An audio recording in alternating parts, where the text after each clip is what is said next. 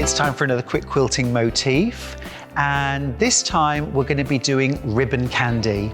Now, ribbon candy is slightly trickier than things like loop-the-loop or figure-of-8 quilting or ripple quilting, but if you practice drawing it, you'll find it just as easy when you come to use it on a quilt. It starts, and it's very much based on ripple quilting. It's just ripple quilting with some extra curves. So if we start with a ripple quilt, and then I'll show you how we start to introduce the curves.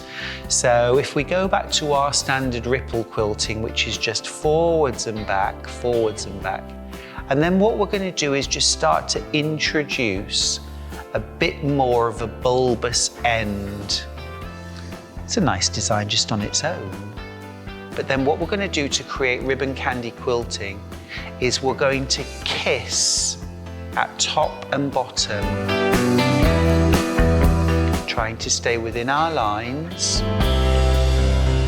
I sometimes call this Elizabethan Collar Quilting because it really looks like those collars or the edges of collars that you see on Queen Elizabeth I and her courtiers.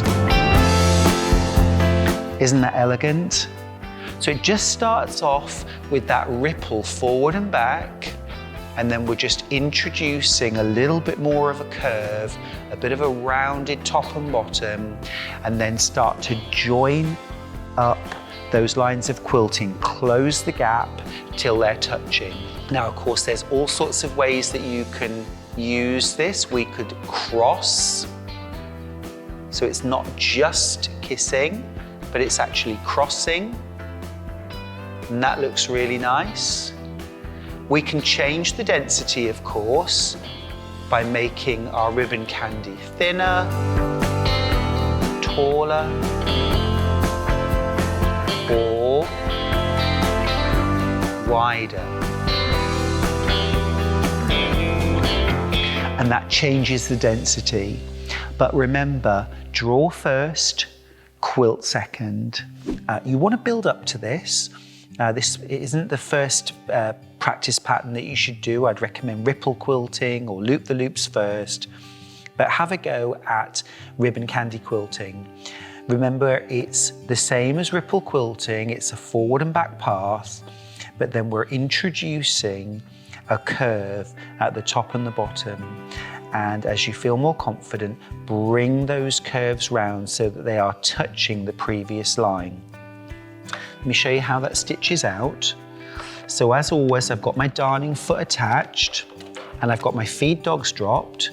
I'm gonna drop and then lift my needle and then bring up the bobbin thread and plant the needle to start quilting. I always start with my needle in the down position. It secures my quilt sandwich. It means I know exactly where I'm starting. So always start by tracing the design. Now I'm actually going to start by doing ripple quilting just for a couple of goes, just to show you. I wouldn't normally do this on a quilt, but I want to show you how the pattern progresses and what it's based on. So we're going to start with a few stitches to secure, and then we'll just start by rippling forwards and back. And then I'm going to start to introduce a wider end that's starting to curve inwards, and then start to touch each line of quilting with the previous line. We can go wide and quite bulbous, or we can do them much thinner and more slender. This is also much denser in terms of a quilting pattern.